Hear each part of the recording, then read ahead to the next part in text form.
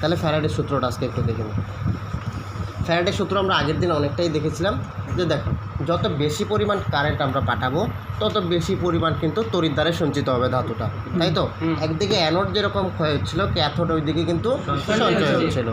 তাহলে যত বেশি কারেন্ট পাঠাবো, যত তড়িৎ বেশি পাঠাবো, তত রাসায়নিক বিক্রিয়া ফাস্ট হবে, তত বেশি আমি সেইখান থেকে আমার প্রোডাক্টটা পাবো, তাই তো? কিংবা আমি বলতে পারি আমি যত বেশি পরিমাণ সলিড নিব তত বেশি পরিমাণ তার আমরা আধান পাবো। তাহলে এই হচ্ছে ফ্যারাডের সূত্র।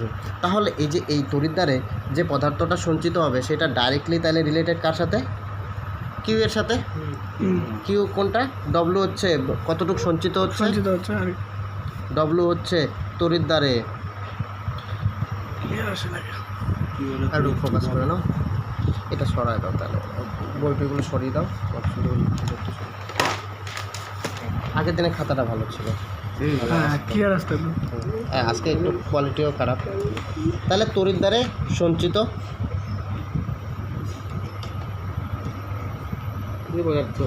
সঞ্চিতের পরিমাণ, সঞ্চয়ের পরিমাণ দেখি।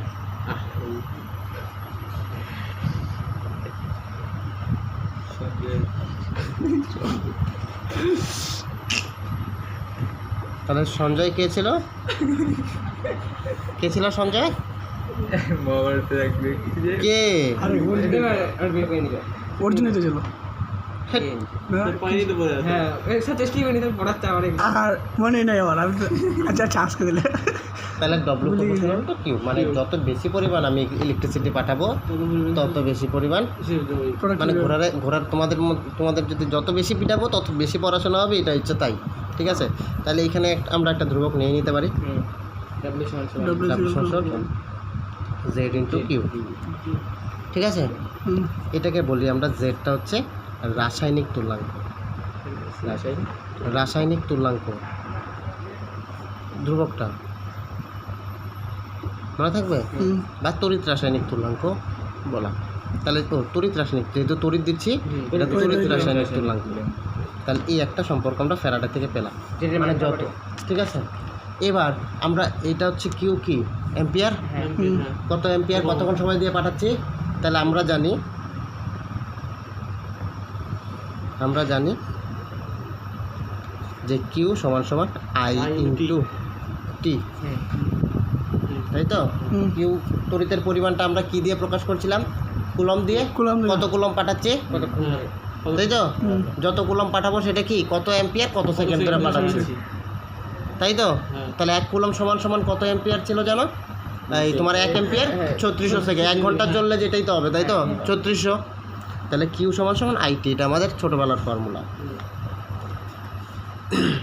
এটা কার সূত্র ছিল? কুলম্বের বোধ সূত্র নাকি? না তো, কুলম্বের আলাদা ছিল না, কুলম্বের সূত্র মনে ছিল তড়িতের পরিমাণ। যাই হোক, তাহলে কুলম্বেই হওয়ার কথা, কুলম্বের সূত্র ওই কুলম্ব বলে, হ্যাঁ কুলম্বের সূত্র। কত কুলম তড়িৎ যাবে, এই দুইটাকে আমরা একটু মার্চ করে দিব। তাহলে আমরা ডব্লিউ সমান সমান কি লিখতে পারি? Z into I into T. তার মানে আমি কত পরিমাণ, কত তড়িৎ যখন আমরা তড়িৎ পাঠাবো, এটা তো অ্যাম্পিয়ার হিসেবে পাঠাবো, কত সময় ধরে পাঠাবো, আর তার তুল্যাঙ্কটা কত, মানে কার ক্ষেত্রে কত। দেখো তড়িৎ রাসায়নিক তুল্যাঙ্ক কিন্তু ডিপেন্ড করবে বিভিন্ন তড়িৎ দ্বারে বা বিভিন্ন ধাতুর ক্ষেত্রে বিভিন্ন। জিঙ্ক যতটা তাড়াতাড়ি জারিত হবে, কপার নিশ্চয়ই অত তাড়াতাড়ি জারিত হবে না, বিভিন্ন ধর্ম বিভিন্ন রকম। তাহলে এটা একটা ধ্রুবক নিয়ে আমরা বিভিন্ন রকম করছি। তাহলে এই হচ্ছে ফ্যারাডের প্রথম সূত্র, এটা ফ্যারাডের সূত্র 1, কয়টা? ঠিক আছে, দুইটাই। এটা ফ্যারাডের দ্বিতীয় সূত্র।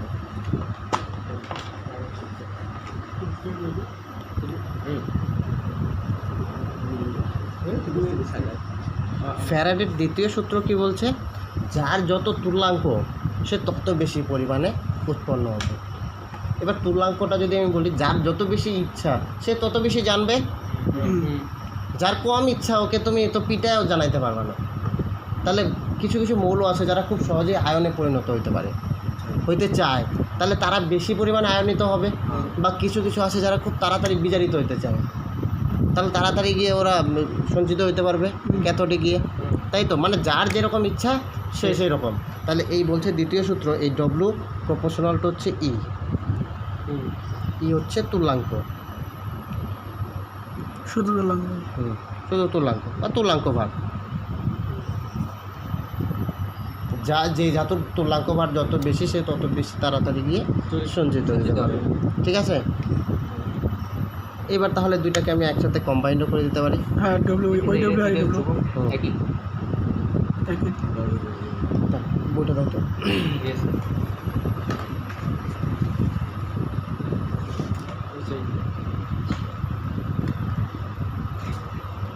হ্যাঁ, তাহলে এইবার দেখো, আমরা এই দ্বিতীয় সূত্র পেয়ে গেলাম। এবার এখানে ওরা একটু মজাদার জিনিস করছে, তখন এখানে জেড ইন্টু কিউ তো এটা শুধু তড়িৎ রাসায়নিক তুলাঙ্ক ওর ক্ষেত্রে। এবার এরা কি করলো, তাহলে এটা 1 নম্বর সূত্র, এবার এটা একটা সূত্র, তাহলে এটা 1 নম্বর ইকুয়েশন, এটা 2 নম্বর ইকুয়েশন। এবার ওরা কি করলো, কম্বাইনিং ইকুয়েশন 1 and 2 আগের দিনের মতো। এটাতে ধ্রুবক পরে নেবে সুবিধা, গণনার সুবিধার জন্য। হ্যাঁ, কম্বাইনিং ইকুয়েশন 1 and ইকুয়েশন 2। এটা কেন করছে বলো তো, কারণ ধরো কাউকে কারেন্ট পাঠাচ্ছে, ঠিক আছে, কারেন্ট তড়িতের সাথে আর তার রাসায়নিক তুলাঙ্কের সাথে, এটা একটা আলাদা ক্যালকুলেশন। যেরকম আমরা তো এরকমও করছি যে পি প্রপোর্শনাল টু 1/p, আমরা এটাকেও তো পি সমান সমান হচ্ছে পিবি সমান সমান কে করছি, এরকম একটা করছি।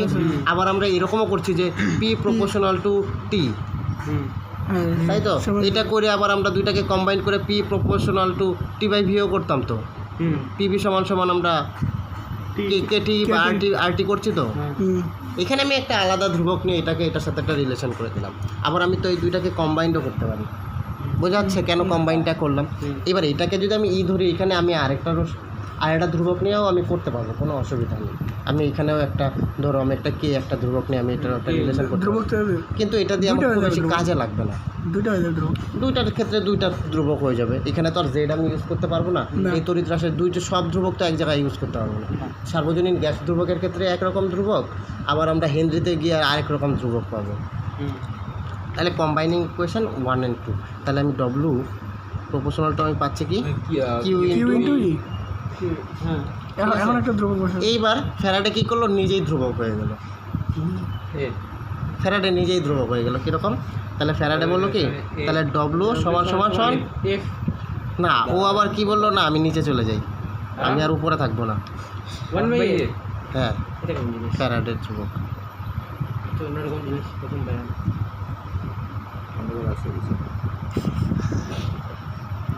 এরা তো দেখো, এরা তো ক্যালকুলেশনের সুবিধার জন্য করছে, ঠিক আছে। আবার 1 ফ্যারাডে মানে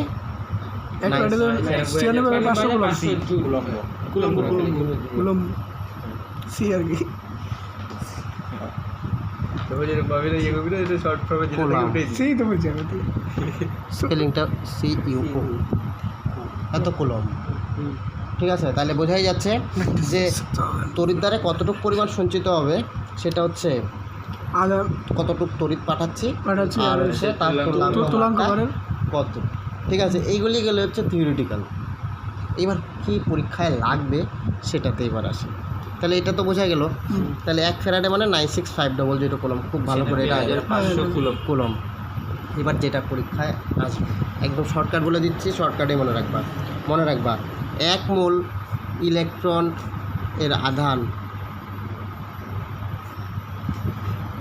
মানে হচ্ছে 1 ফ্যারাড। এটা একদম ভালো করে মাথার মধ্যে, এটা একদম বেসিক জিনিস, মানে হচ্ছে 96500 কুলম্ব। 1 মোল ইলেকট্রনের আধান, ঠিক আছে। এটা দিয়ে এখানে একটা সম্পর্ক তোমাদের পরীক্ষায় চাই, যে সেটা হচ্ছে ইলেকট্রনের আধান কি বলো, ইলেকট্রনের আধান, এটাকে আমরা ই দিয়ে প্রকাশ করছি, ফ্যারাডে। এটা অ্যাকচুয়ালি কোত্থেকে আসে ওটা বলছি, ফ্যারাডে এফ এবং অ্যাভোগাড্রোর মধ্যে সম্পর্ক। এটা প্রুফ করা যায়, যেহেতু সবাই নাই তাই আজকে করছি না। এটা অ্যাভোগাড্রোর সংখ্যা এন এর মধ্যে একটা সম্পর্ক হয়, এটা হচ্ছে ই সমান সমান F/n। একটা মজাদার জিনিস, ইলেকট্রনের চার্জ আমরা এখান থেকেই পেয়ে যাবো। কিভাবে বলো তো? এই যে এফ এর মান না থাকলে এর মান কত বলো তো? 965 কুলম। কুলম আর বাই এন এর মান এখানে অ্যাভোগাড্রো সংখ্যা 23 পাস কিসের পাইলাম? এখান থেকে দেখবে এর ভ্যালুটা পাবো আমরা, ভ্যালুটা পাবো 1.602 কি এরকম একটা ভ্যালু আছে, ইন্টু 10⁻⁻19 কুলম, যেটা এক মোল একটা ইলেকট্রনের আধান। আধান আমরা সেই কবে বার করছিলাম? পরমাণু গঠনে বার করছিলাম তো, পরবর্তীতে দেখা গেল একদম ঠিকই বলে গেছে, এটা দিয়েই বার করছি। এই যে মিলিকানের যে অয়েল ড্রপ মেথড, ওই মেথড দিয়ে ইলেকট্রনের চার্জ কিন্তু বের করছিল 4.8 × 10⁻10 ইউএসইউ। এটা সমান কিন্তু এই ভ্যালুটা 1.602 মনে হচ্ছে, কিন্তু 10⁻⁻19 কুলম, মানে এতটা অ্যাকুরেসি ছিল তখন। তুমি বুঝতে পারছো না, বোর সেই তৎকালীন সময়ে রিডবার্গ ধ্রুবকের মান বের করে গেছিলো 1096377 মানে একটা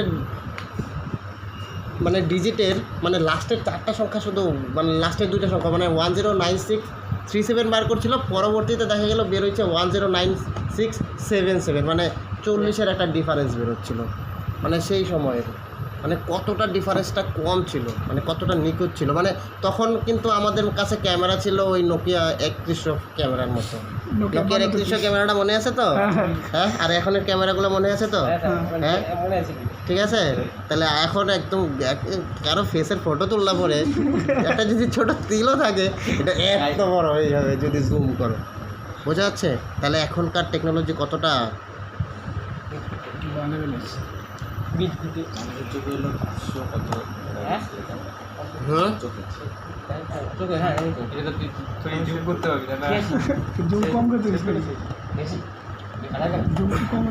তাহলে বুঝতে কোনো অসুবিধা আছে? এইটুকে বুঝতে কোনো অসুবিধা আছে? তাহলে ইলেকট্রনের আধান ফ্যারাডে, এটা কিন্তু খুব একটা ইম্পর্টেন্ট রিলেশন, এটা প্রুফ করা আছে, এটা পরে করবো আমরা। ততক্ষণে একটু অ্যাডভান্স হয়ে আসো এই চ্যাপ্টারটা নিয়ে, তাহলে বুঝতে অসুবিধা নেই তো এইটুকে। এটা কিন্তু মনে রাখবা, ই সমান F/N, আর নয়তো কখনো পরেই দেখবা। দেখো 6 দিয়ে কাটো, 6 16 96, 6 দিয়ে কাটলে 6 16 96 না, এর জন্য আমি 106। আমি বলছি ক্যালকুলেটর সবসময় লাগবেও না, হাতেই মোটামুটি করতে পারবা। একটা ডিজিট পর্যন্ত তুমি যদি ঠিক লিখতে পারো, দ্বিতীয় ডিজিট তোমার লাগবে না। তাহলে 1 মোল ইলেকট্রনের আধান বলছিলাম আমরা 1 ফ্যারাড।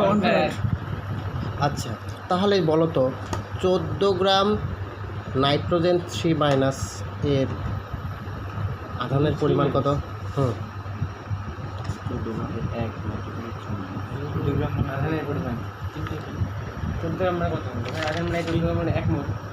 স্নেহা বলো, 14 গ্রাম নাইট্রোজেন বলতে আমরা কি বুঝি?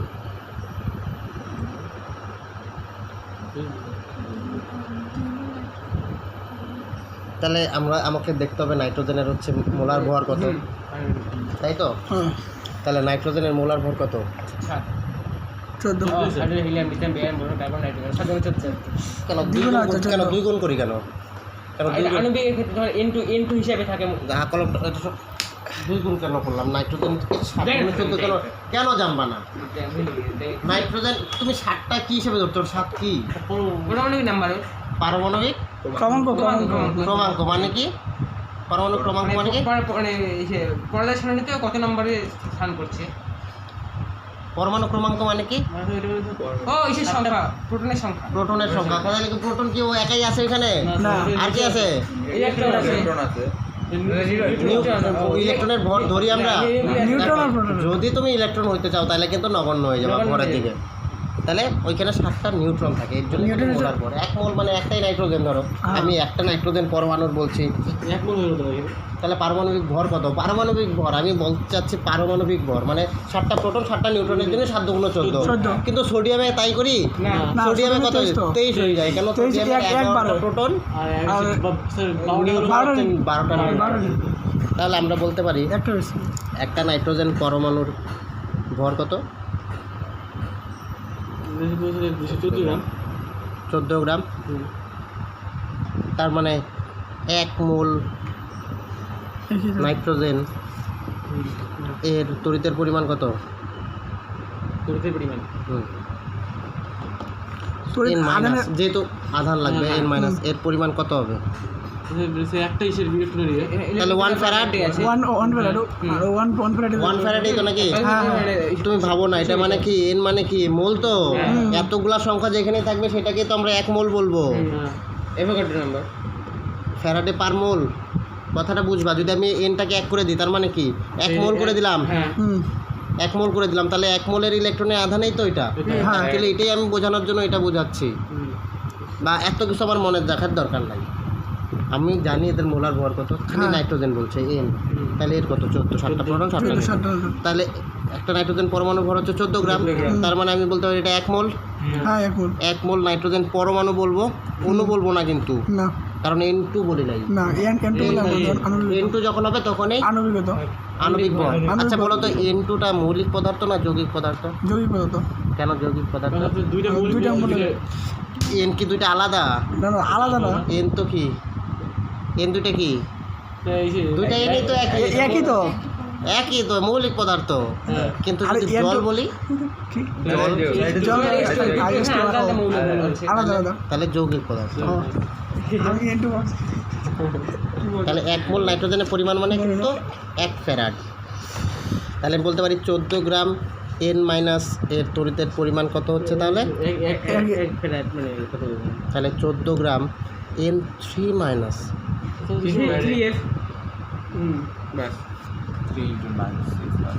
তার মানে এখানে তুমি করো 3 ইন্টু 965 965 5 15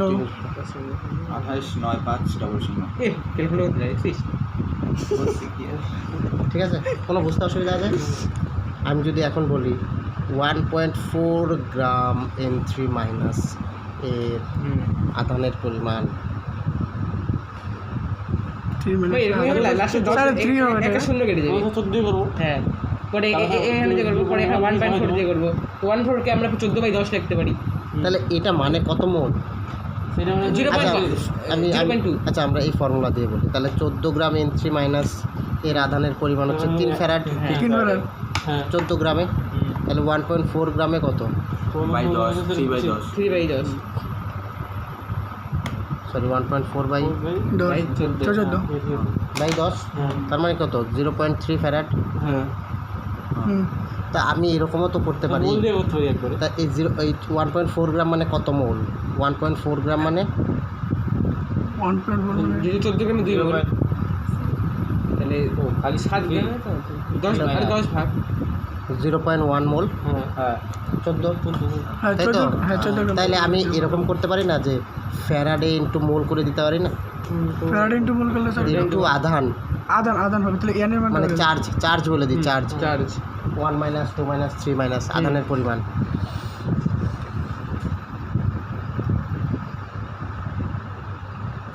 আধানের পরিমাণ।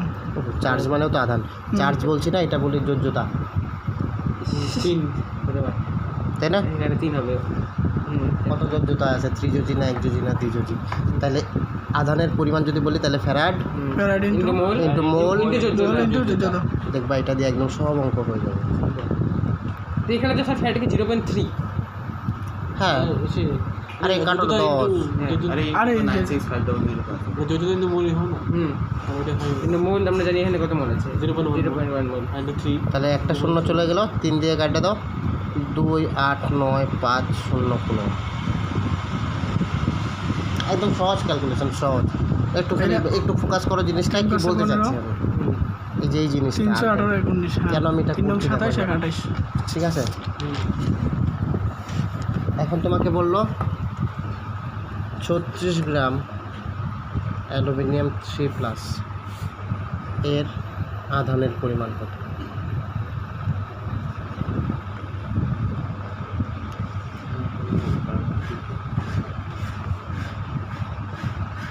বলো। পারমাণবিক ভর আগে বের করতে হবে, আধানের পরিমাণ বলতে হবে। তা আমরা জানি আধানের পরিমাণ সমান আমরা ফ্যারাড ইন্টু মোল ইন্টু যোজ্যতা। যোজ্যতা এখানে 3, তাহলে 36 গ্রাম মানে কত মোল? 36 গ্রাম অ্যালুমিনিয়ামের কত? 26 27 গ্রাম। 27 গ্রাম হবে 3 প্লাস 2 গ্রাম 3F হবে। হ্যাঁ 3 করে হলে এদিকে 34 গ্রাম 34 বাই 24 কোনো অসুবিধা আছে? না 3 আছে কি বলছিস 3 9 27 9 দিয়ে 4 আমি তো মোলারিটি 4F হবে 4। আমি তো এখানে 2.7 গ্রাম বলিনি, 36 গ্রাম হ্যাঁ বুঝছি। যা আসবে তাই, তাই তো? হুম বুঝতে কোনো অসুবিধা আছে? না না কারো কোনো অসুবিধা আছে? অসুবিধা নাই তো? আচ্ছা,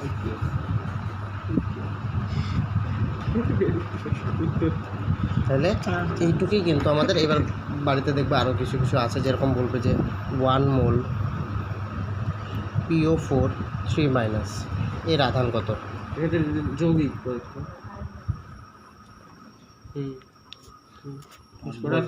বল। হ্যাঁ, তাহলে কি স্যার আণবিক ভরটা হবে তাহলে ওদের এটা কিচ্ছু লাগবে না এখানে, 1 মোল বলে দিছে, আর কি লাগে? যেমন ও বলে দিতে 3- বলে দেওয়া সেটা 3F টা যদি বলতো 0.2 মোল 0.2 এখন লাগবে সেটা CR2O7 ও লাগবে না তাও আর ওইটা হিসেবে গুণ করে নিয়ে দেবে into 0.2 by 0.2 into F into 2 F into mole into কি বলে দেখো তাহলে এখানে 0.2 into 2 0.2 into 2 into 2 into F into F। F তোমাদের ফর্মুলাই। ফর্মুলা হ্যাঁ 0.2 ইনটু ওইটা মান বসে দিল 9650 অ্যাকচুয়ালি 1 ফ্যারাড আর কি, তারা 2 ফ্যারাড, এটা কুলম 0 একটা বলবে। 4 5 20 4 4 24 2 26 4 34 কুলম। তাহলে বলো এবার ফ্যারাডের সূত্র কঠিন আছে? না বইয়ের থেকে পড়ে দেখবা কত কঠিন। তাহলে আমরা কিন্তু এই আখের থেকে জুস খাওয়া কিন্তু খুব কষ্টকর, কিন্তু কেউ যদি মেশিন দিয়ে বানায় দেয় তাহলে পরে জুসটা সুখকর, তাই তো? হ্যাঁ, খাইতে টাইম লাগবে না। তার জন্য কী করতে হবে, মেশিন কার তোমাকে কেউ দিবে না, নিজেকেই জুস বানায় নিতে হবে। তাহলে নিজের বুদ্ধিটাকে কী করতে হবে, অ্যাজ এ মেশিন বানায় নিতে হবে, যে ওইখান থেকে কী খারাপ শুধু কী নিব, জুসটা নিব, তাহলে অল্প পরিশ্রমে বেশি পরিমাণ খেতে পারবো। বোঝা গেল? তাহলে এটা কার রাস্তা? এটা রাস্তাটা কার? এই যে আমি যে কথাগুলি বললাম যে খালি জুস খাওয়া, শয়তানের রাস্তা। শয়তানের দেখবো সবসময় শর্টকাট। পরীক্ষার আগের দিন কি মনে হয়, কালকে যদি পরীক্ষা না হয়তো, বা একদম আমাকে কেউ কোশ্চেনটা দিয়ে দিত, শুধু কথাটা বোঝা গেল?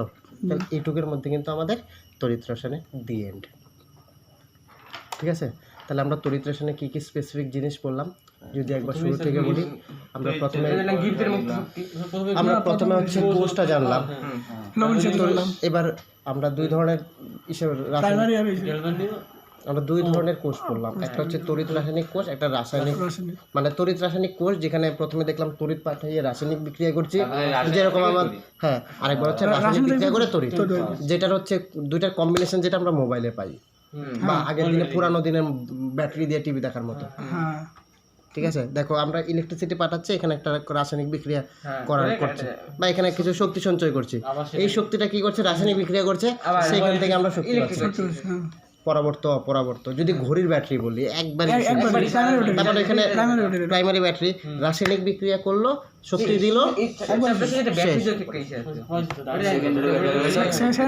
আগে বলে দিচ্ছি। ঠিক আছে, কথাটা বোঝা গেল তো? তাহলে এই হচ্ছে আমাদের মরিচাটা কি এই চ্যাপ্টারে আছে না পরের চ্যাপ্টারে আছে? মরিচাটা বোধহয় পরের চ্যাপ্টারে আছে। এই গল্প একই অনেকটা।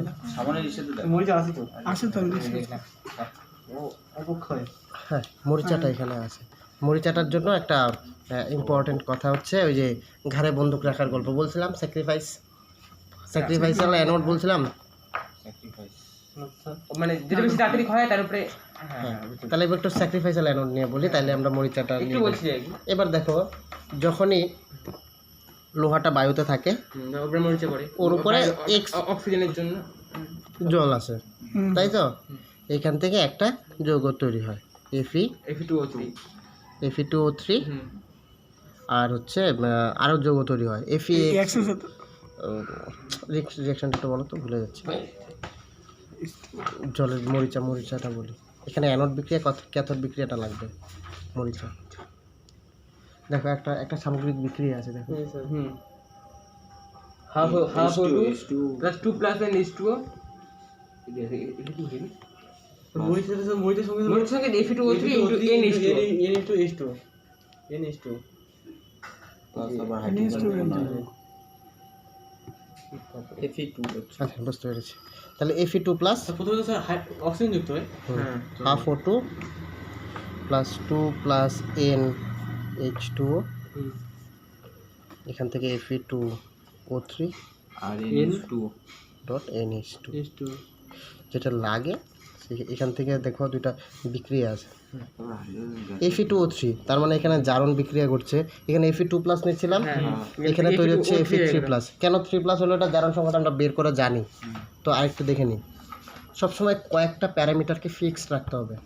কে ভালো কে খারাপ সেটা আমরা কিভাবে ডিপেন্ড করে বলছি, একজনকে স্থির করব ওর থেকে বেশি পাচ্ছে না হচ্ছে কম। কে ভালো স্টুডেন্ট কে খারাপ স্টুডেন্ট আমরা একজনকে কিন্তু ফিক্স ধরি।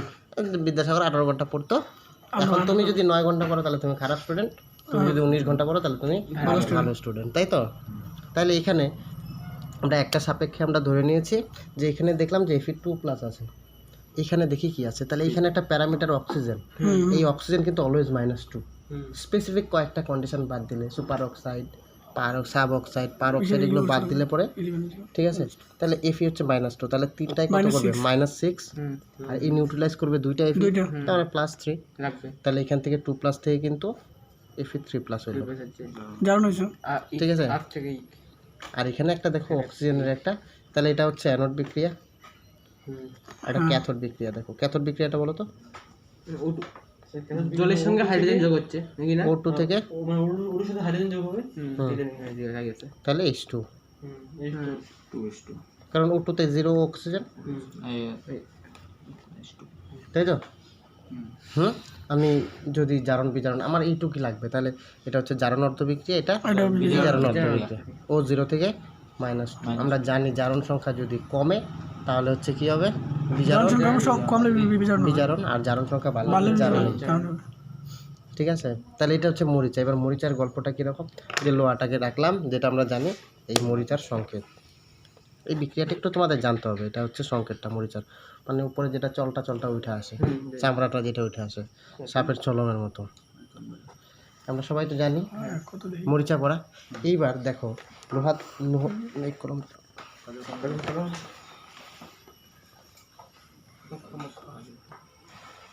এবার কি হচ্ছে, আমরা এই লোহাটাকে মরিচা যেন না পড়ে তার জন্য রং করে দিই।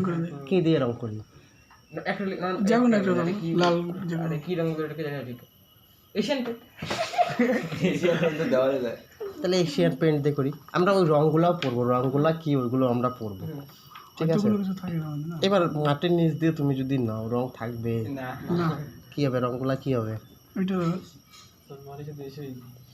আমার একটা লোহার পাইপ, এবার যদি আমি পলিথিনের পাইপ নিতেই পারি, কিন্তু পলিথিনের পাইপ কিন্তু আমাদের কিন্তু কিছু হয় না। পলিথিনের পাইপ কি আমাদের বডির জন্য ভালো না? এবার তুমি একটা চায়ের কাপ প্লাস্টিকের, এই যে কাচের গ্লাসে কেন জল খাওয়া ভালো? কারণ এটা হচ্ছে সুপার কোল্ড লিকুইড, আর এটার হচ্ছে আপেক্ষিক তাপও একটা ভালো তাপ আছে। তাহলে এটা কিন্তু এত সহজে জলের মধ্যে মিশবে না, গরম হবে, থাকবে অনেক পরে। কিন্তু যদি আমি একটা প্লাস্টিকের কাপে যদি আমি জল গরম চা খাই, কি হবে বলো? কেন এটা ক্ষতিকারক? এই প্লাস্টিকের জিনিসগুলো কেন ক্ষতিকারক? হ্যাঁ, ইথিলিন যেটা ইথিলিন পলিথিন, হ্যাঁ C2H2 না? C2H2। হ্যাঁ, তুমি খুব ভালো করে চুল আসবে না, খুব ভালো করে দেখবা, তার মধ্যেও কিন্তু 2-1টা চুল কিন্তু একটু দাঁড়ায় থাকবে। স্পাইক করলে আলাদা কথা, 2-1টা তাহলে দুই একটা চুল কিন্তু খাড়া খাড়া থাকবে, একদম সবগুলা চুল একরকম ভাবে শুয়ে থাকবে না।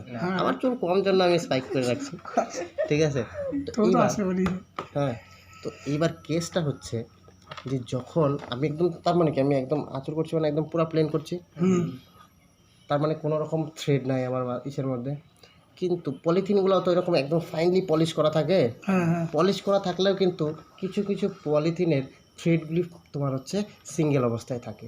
তাহলে ভাবো এতগুলা চুল বা এতগুলা ইসের থেকে এক দুটো চুল যদি এদিকে হুট করে একটা গরম তাপ বা গরম আগুন যদি হুট করে চলে যায়, এবার যেগুলো শুয়ে থাকবে এগুলো কিছু হবে না, যেগুলি দাঁড়িয়ে থাকবে, যেগুলি হালকা তাপ পাবে ওইটা কিন্তু গলে যাবে। তা পলিথিনের যতই তুমি ফাইনলি পলিশড করা থাকুক, কিছু কিছু থ্রেড, কিছু কিছু মলিকিউলস হচ্ছে একটু সাইডের দিকে উইকলি বাউন্ডেড থাকে, ওইগুলো কী হয়ে যাচ্ছে এই তাপের প্রভাবে কিন্তু গলে গিয়ে সেটা কোথায় চলে যাচ্ছে আমাদের রক্তের সাথে পয়জন হয়ে যাচ্ছে। এর জন্য প্লাস্টিকের কাপে চা খাওয়া ঠিক নয়, গ্লাসে থালা কাগজের গুলো বার করছে, এগুলো ঠিক আছে, ভালো নয়। কিন্তু হচ্ছে এটা খারাপের মধ্যে ভালো, তাও দেখবে একটা প্লাস্টিকের লেয়ার আছেই উপরে, না থাকলে ওইখানে চা থাকবেই না, লেয়ার থাকবেই পলিথিন। মানে একটা হচ্ছে আমাদের পরিস্থিতি হচ্ছে মন্দের ভালো, যে খুব খারাপ তার থেকে একটু ভালোটা খাই, তাই তো। তো এখানে হচ্ছে এই তুমি প্লাস্টিকের প্রলেপ, এর জন্য কিন্তু আমরা এই পলিমারের পাইপগুলো ইউজ করতো না, বা আগের দিনে তো পলিমার ছিল না, লোহার পাইপ, ঠিক আছে। ওইখানে এটা খুব ভালো জিনিস ইউজ করতো, মানে আরেকজনের ঘাড়ে বন্দুক রাখছি, মানে লোহার পাইপেই থাকবে বা টানেলটার মধ্যে লোহাই থাকবে, কিন্তু তার উপরে আমি একটা প্রলেপ দিচ্ছি, ধরো নিকেলের প্রলেপ দিচ্ছি বা ম্যাগনেসিয়ামের প্রলেপ দিচ্ছি, এমন কিছু জিনিসের প্রলেপ দিব যেটা কিনা ওর থেকে ও বেশি সক্রিয়, ঠিক আছে। মানে তুমি হচ্ছে একটা পার্টির নেতা, তুমি একটা সাঙ্গ নিয়ে তুমি চলো, কেন? তুমি তো মেইন আমার, তোমাকে অ্যাটাক করার টার্গেট থাকবে অপোজিশনের, তুমি 10-12টা সঙ্গে নিয়ে যাচ্ছ কেন? কিছু হইলে ওরা তোমাকে মায়ের খেলে ওরা খাবে, মানে ভিলেন আর তার সঙ্গে সাঙ্গপাঙ্গগুলা। এটা হচ্ছে তার মানে কি, ওই যেগুলো থাকে ওগুলো কিন্তু স্যাক্রিফাইস করছে নিজেকে, ও সমর্পণ করে দিচ্ছে, উৎসর্গ করে দিচ্ছে ওদের। তো এটাকে এই উৎসর্গ মানে হচ্ছে তোমার ইংরেজিতে বলে স্যাক্রিফাইস, ঠিক আছে। তাহলে এখান থেকে একটা কথা আসে স্যাক্রিফাইসাল অ্যানোড।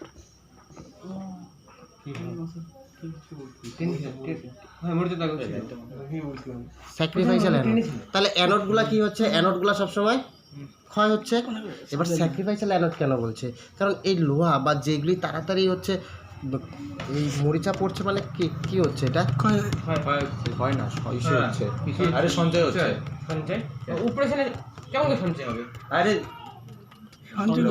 আরে আমি ফ্রেশ মেটাল নিচ্ছিলাম, এফি নিচ্ছি বা এফি প্লাস, আমি তো ফ্রেশ মেটাল নিচ্ছি, এখান থেকে একটা মরিচা হয়ে গেল, তার অনেক ক্ষয় হয়ে যাচ্ছে, তো বিক্রিয়া করে যাচ্ছে রাসায়নিক বিক্রিয়া। অ্যানোড সবসময় ক্ষয়, সঞ্চয় হলে তো ভালোই, তো লোহা জ্বলতো, ওইটা তো যৌগ তৈরি হচ্ছে, তো ফ্রেশ লোহা তো থাকছে না, ঠিক আছে। ওইটা ওই তোমার কি বলে কুতুব মিনারের সঙ্গে যে রুমডেই পিলার, ওইটা না, যেটা এখনো মরিচা ধরে না, ওই রকম লোহা না, একটু খারাপ লোহা যেগুলো ইউজ করে, ওই পাকা লোহা না। তো এবার আমার কথার উদ্দেশ্য হচ্ছে এটাই, যে স্যাক্রিফাইসাল অ্যানোড, অর্থাৎ ওই যে একটা ভিলেনের সঙ্গে যে সাঙ্গপাঙ্গগুলা, এটা হচ্ছে তারা, অ্যানোড হচ্ছে জারিত হবে। এবার স্যাক্রিফাইসাল অ্যানোড কেন? ওই অ্যানোডটাকে কিছু ওর থেকেও বেশি যেগুলি হচ্ছে তাড়াতাড়ি জারিত হয় ওদের প্রলেপ দিয়ে দিই, যেরকম নিকেলের প্রলেপ, ম্যাগনেসিয়ামের প্রলেপ। কেন? কারণ কিছু হইলে ওরা আগে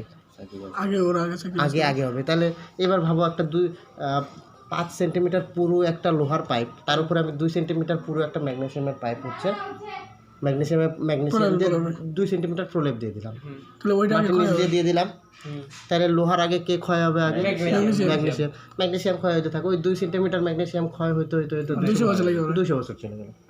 তাহলে আমার 200 বছর পর্যন্ত টানেলটা ঠিক থাকলো, ঠিক আছে। ওই যে সমস্তগুলোর হচ্ছে বিজারণ বিভবটা কম, ওর থেকেও কম, তাদেরকে কি করা হয়? ওদের প্রলেপ দেওয়া হয়, আর ওরা কিন্তু আগে ক্ষয়প্রাপ্ত হয়ে যাচ্ছে, তাই তো। মানে ওই যেগুলি হচ্ছে ভিলেনের সঙ্গে যেগুলি হচ্ছে ফুসকা গুন্ডা থাকে, সাঙ্গপাঙ্গ, ওইগুলো হচ্ছে কি হচ্ছে মায়ের খাচ্ছে, তাহলে ওরা মায়ের খায় মরতেছে, শেষে তো ভিলেনকে মারবে, তো ওর সাঙ্গপাঙ্গ মারতেই তো গেল। এটা হচ্ছে স্যাক্রিফাইসাল বা উৎসর্গীকৃত অ্যানোড। কথাটা বোঝা যাচ্ছে?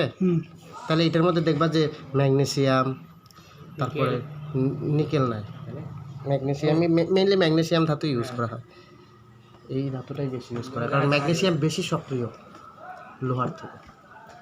ঠিক আছে, এদের জারণ বিভবের মানটা বা বিজারণ বিভবের মানটা দেখলেই বুঝতে পারলাম।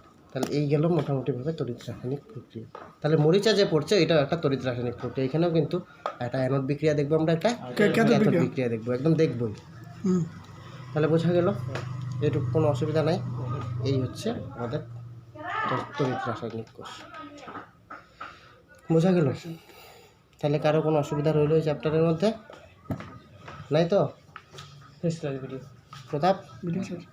এটা আপাতত শেষ করে দাও। সেকেন্ড পার্টের পরে